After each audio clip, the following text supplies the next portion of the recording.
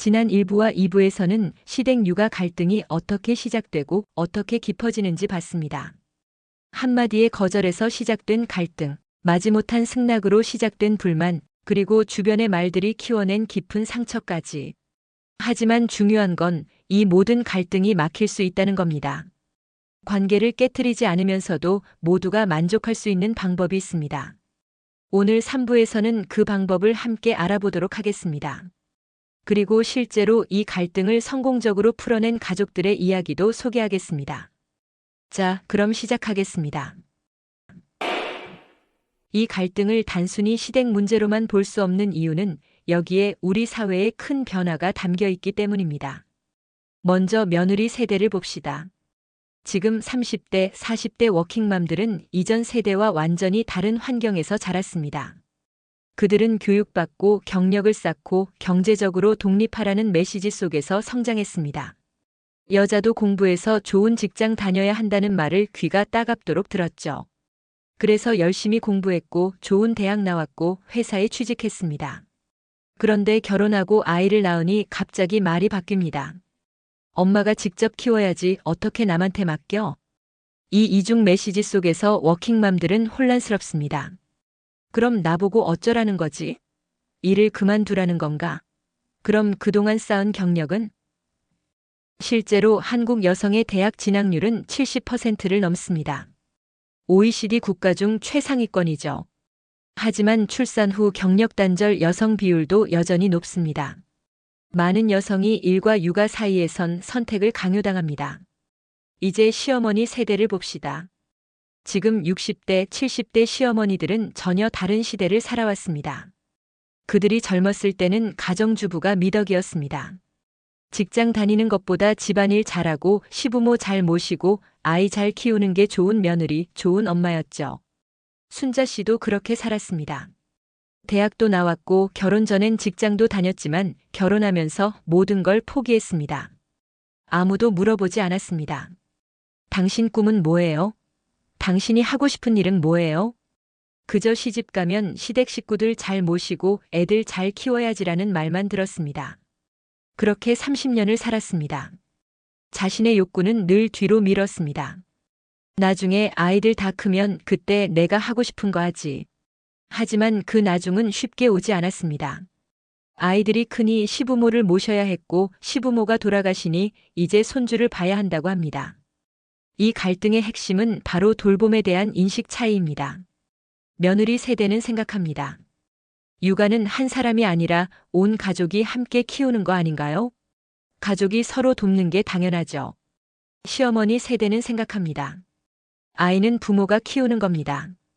우리도 우리 아이들 키울 때 누구 도움 안 받고 다 키웠어요. 또 다른 차이는 여성의 역할에 대한 인식입니다. 며느리 세대는 생각합니다. 여자도 일해야죠. 경제적 독립이 중요하고 커리어도 중요해요. 엄마라고 해서 모든 걸 포기할 수는 없어요. 시어머니 세대는 생각합니다. 일도 중요하지만 어린아이한테는 엄마가 제일 중요해요. 이런 인식 차이는 사실 사회 구조의 문제이기도 합니다. 한국은 OECD 국가 중 공공육아 지원이 가장 부족한 나라 중 하나입니다. 국공립 어린이집은 턱없이 부족하고 민간 어린이집은 비용이 비쌉니다. 육아휴직 제도는 있지만 실제로 사용하면 불이익을 받는 경우가 많습니다. 결국 돌봄의 책임이 개인과 가족에게 떠넘겨지는 겁니다. 국가는 저출산이 문제라고 말하면서 정작 제대로 된 지원은 하지 않습니다. 기업은 워라밸이 중요하다고 말하면서 정작 육아하는 직원에게 눈치를 줍니다. 더 복잡한 건 이 문제에 젠더 이슈도 얽혀 있다는 겁니다. 왜 아빠가 아니라 엄마가 일을 조정해야 할까요? 왜 친정엄마나 시어머니가 봐줘야 하지 친정아버지나 시아버지는 왜 논의 대상이 아닐까요? 실제로 많은 가정에서 아빠는 이 문제에서 비켜나 있습니다. 엄마들끼리 알아서 하겠지 하면서요. 그래서 며느리와 시어머니 두 여성이 모든 갈등을 떠안게 됩니다. 결국 이 갈등은 개인의 문제가 아니라 사회 시스템의 문제입니다. 하지만 그 문제를 개인이 그것도 가족관계로 풀어야 하니 더 힘든 겁니다. 이제 해결책을 알아봅시다. 가장 중요한 건 솔직한 대화입니다. 며느리는 시어머니께 이렇게 말할 수 있어야 합니다. 어머니, 제가 솔직히 말씀드려도 될까요? 저는 지금 일과 육아를 병행하는 게 정말 힘듭니다. 어린이집 대기는 6개월이 걸리고 베이비시터는 한 달에 150만 원이에요. 어머니께 도움을 요청드리는 게 송구스럽지만 제가 할 수 있는 다른 방법이 없어서 부탁드립니다. 하지만 어머니도 어머니의 삶이 있다는 걸 알아요. 혹시 가능하시다면 일주일에 며칠, 몇 시간 정도 도와주실 수 있을까요? 만약 어렵다고 하셔도 이해합니다. 그럼 저희가 다른 방법을 찾아볼게요. 이렇게 구체적으로 솔직하게 그리고 상대방의 선택권을 존중하며 대화해야 합니다. 시어머니도 솔직해야 합니다. 며느리, 나도 솔직히 말할게. 손주가 예쁘긴 한데 매일 보는 건 내 체력으로 힘들어. 나도 이제 나이가 있어서 허리도 아프고 무릎도 아파. 그리고 솔직히 내 시간도 좀 갖고 싶어. 하지만 며느리가 힘든 것도 알아서 이렇게 하면 어떨까? 일주일에 월, 수, 금 오전만 봐줄게. 대신 화, 목은 내가 내 일정을 짤 수 있게 해줘. 그리고 며느리도 주말에는 우리 부부가 쉴 수 있게 아이를 데리고 있어줘. 이렇게 명확한 경계를 설정하고 서로의 한계를 인정하는 대화가 필요합니다. 해결책으로 실천 방안들에 대해 알아보겠습니다. 먼저 감사 표현으로 당연함을 없애기입니다. 며느리는 시어머니의 도움을 절대 당연하게 여겨서는 안 됩니다. 매번 어머니 덕분에 제가 일할 수 있어요. 정말 감사합니다라는 말을 해야 합니다. 그리고 말뿐만 아니라 행동으로도 보여야 합니다. 용돈을 드린다면 받으세요가 아니라 제 마음입니다. 명절 선물도 형식적이 아니라 진짜 좋아하실 것. 가끔 어머니, 제가 오늘 저녁 차려드릴게요. 쉬세요라는 배려. 작은 감사 표현이 쌓이면 시어머니도 내가 도와주는 게 인정받는구나라고 느낍니다. 만약 시어머니가 정기적으로 아이를 봐주신다면 그에 대한 합당한 보상이 있어야 합니다. 이건 돈으로 가족을 계산한다는 게 아니라 노동에 대한 존중입니다. 보상은 여러 형태가 될 수 있습니다. 금전적 보상 용돈 선물, 시간적 보상 시어머니 여행 때 지원, 정서적 보상 존중과 감사. 다음으로는 대안 마련 의존도 낮추기입니다. 며느리는 시어머니에게만 의존해서는 안 됩니다. 다양한 대안을 만들어야 합니다. 어린이집 대기를 여러 곳에 넣어두기, 육아 품앗이 모임 만들기, 재택근무나 유연근무 협상하기, 남편과 육아 분담 더 명확히 하기. 여러 옵션이 있을 때 서로 편해집니다. 또한 남편의 역할은 중재자가 아닌 참여자입니다. 이 문제에서 가장 중요한 사람은 사실 남편입니다. 남편이 해야 할 일. 엄마께 직접 엄마 힘들면 말씀하세요. 다른 방법 찾을게요. 아내에게도 엄마도 힘들어 하시니 함께 생각해보자. 라고 이렇게 말해보세요. 실제로 육아에 더 많이 참여하기. 메신저 역할이 아닌 직접 문제 해결함으로써 고부 간의 갈등이 해소되지 않을까 생각됩니다.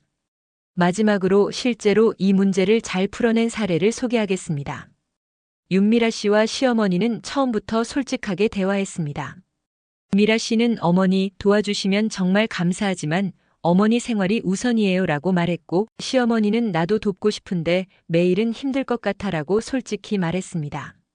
둘은 타협안을 찾았습니다. 시어머니는 월, 수 오전 9시부터 오후 2시까지만 봐주기로 했습니다. 나머지 시간은 놀이방과 미라 씨가 재택근무로 커버했습니다. 미라 씨는 시어머니께 매달 소정의 용돈을 드렸고 분기마다 원하시는 곳으로 여행 보내드렸습니다. 처음엔 불편했지만 점차 서로를 이해하게 되었습니다. 시어머니는 며느리가 나를 존중해주는구나라고 느꼈고, 미라 씨는 어머니가 희생하시는 걸 알아요라는 마음이 생겼습니다.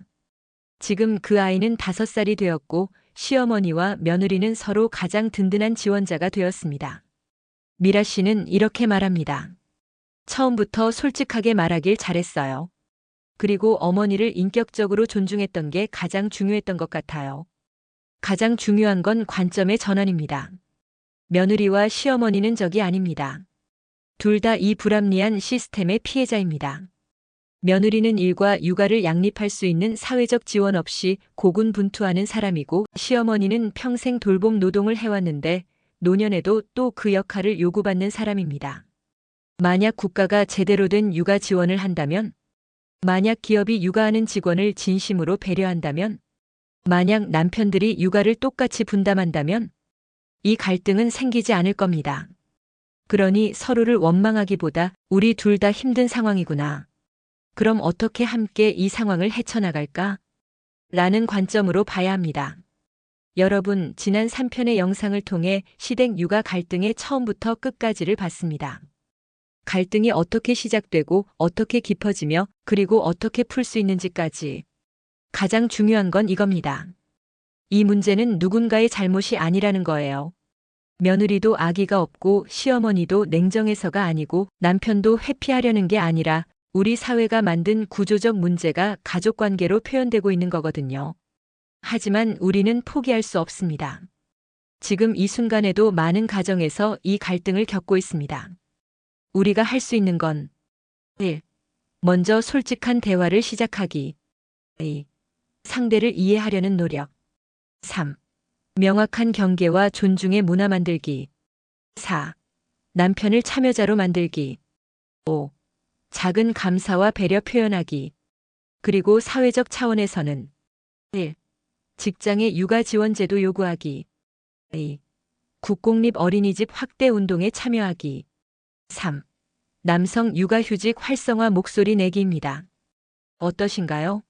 현명하게 고부간의 갈등을 해결하는 또 다른 방법이 있으시다면 댓글로 여러분의 이야기를 들려주세요. 혹시 지금 이 갈등을 겪고 계신가요? 아니면 이미 이 문제를 잘 풀어낸 경험이 있나요? 여러분의 이야기, 경험, 조언이 다른 사람들에게 큰 힘이 될 수 있습니다. 이 영상을 본 후 가족에게 솔직한 대화를 나눴다면 그 결과도 댓글로 나눠주세요. 여러분의 목소리가 이 사회를 조금씩 바꾸는 겁니다. 이 3부작 시리즈를 시청해주신 모든 분들께 감사드립니다. 이런 민감한 주제를 함께 나눠주셔서 정말 고맙습니다. 구독, 좋아요, 알림 설정으로 응원해주신 분들도 감사합니다. 앞으로도 더 실질적이고 따뜻하고 변화를 만드는 콘텐츠로 찾아뵙겠습니다. 우리 모두가 조금씩 더 이해하고 조금씩 더 배려할 때 이런 갈등은 줄어들 것 같습니다. 함께 만들어요. 더 따뜻한 가족관계. 끝까지 시청해주셔서 감사합니다.